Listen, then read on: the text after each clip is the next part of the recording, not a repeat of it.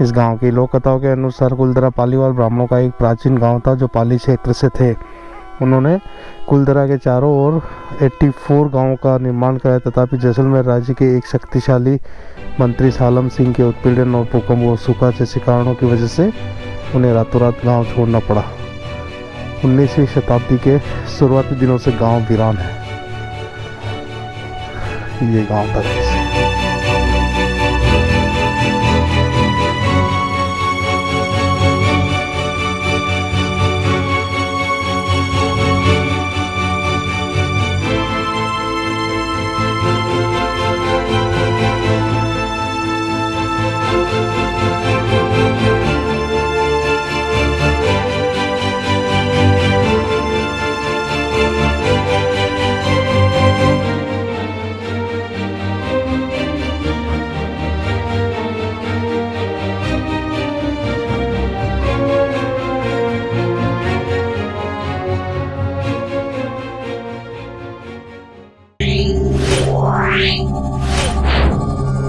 Meow.